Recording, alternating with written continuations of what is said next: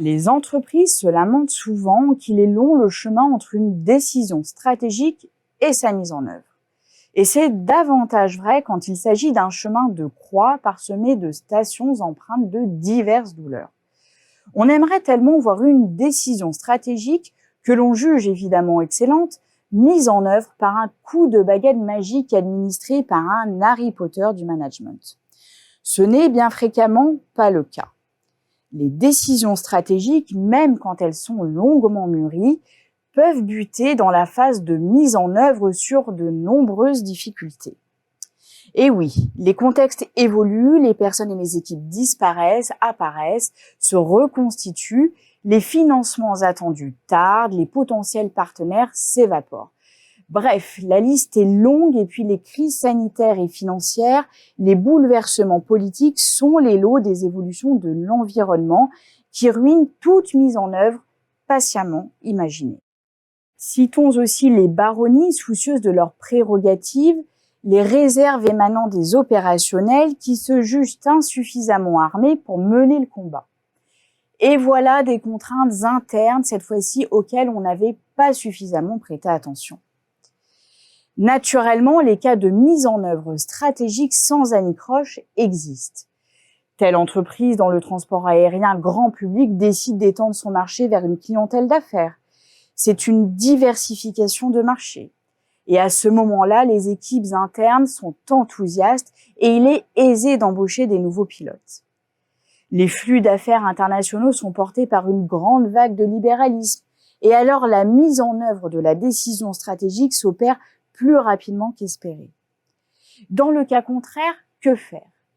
Une seule solution, mener sans complaisance un réel diagnostic, non pas de l'environnement et des forces de l'entreprise comme au début du processus, mais un diagnostic de la décision stratégique elle-même.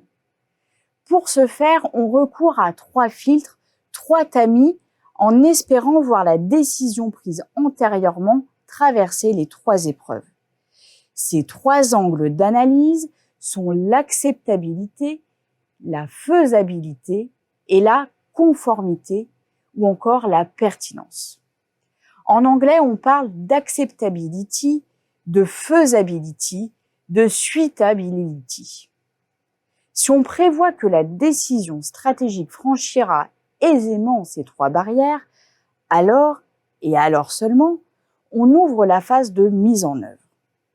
Si les 3 aspects, voire si un ou 2 de ces aspects laissent entendre des sons discordants, voire une parfaite cacophonie, il est urgent soit de surseoir en acceptant le caractère erroné de la décision, soit en imaginant des actions susceptibles de résorber les effets négatifs.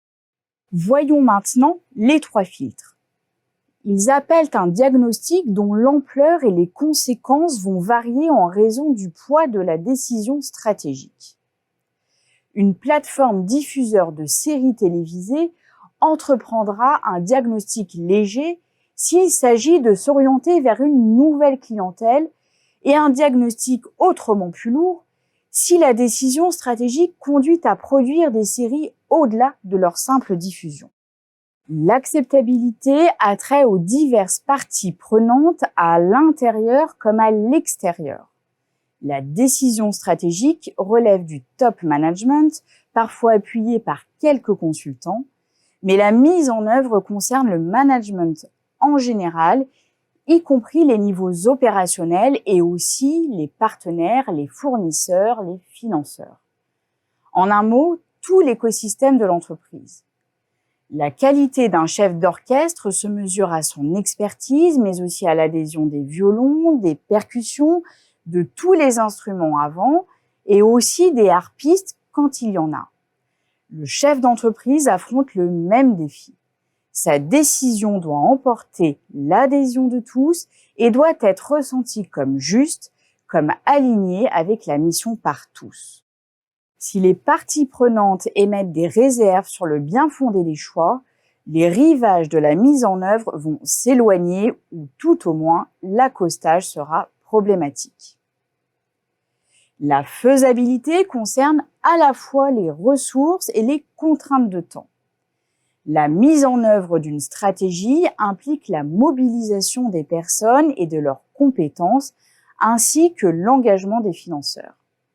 Si les acteurs ne sont pas au rendez-vous parce qu'ils ne disposent pas des ressources qu'on leur prêtait, ou si les environnements se révèlent moins porteurs qu'attendus, alors l'échec est proche. Le temps vient compliquer encore le processus. Les éléments sur lesquels on comptait ne seront présents que dans un délai plus ou moins long.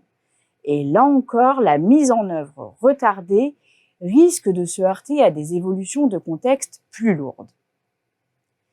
La conformité, la pertinence, la suitability en anglais, tient à l'alignement avec les phases antérieures de diagnostic. Il peut s'écouler un temps assez long entre le diagnostic préalable et la décision. La conformité consiste à jeter un regard rétrospectif sur l'ensemble du processus pour voir si les critères retenus pour choisir telle ou telle stratégie sont bien demeurés stables. Ainsi, les forces de l'entreprise qui se révélaient sont-elles encore présentes? Les opportunités de l'environnement se maintiennent-elles? Si tel est le cas, l'étape de la conformité est franchie victorieusement.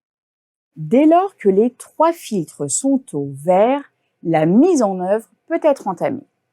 Elle sera précédée d'un moment important de socialisation, de communication auprès de toutes les parties prenantes pour que l'équation ambition, risque, valeurs attendues fasse supposer l'atteinte d'une performance collective doublée de réussites individuelles. Plus rien ne s'oppose alors à la mise en œuvre de la décision stratégique.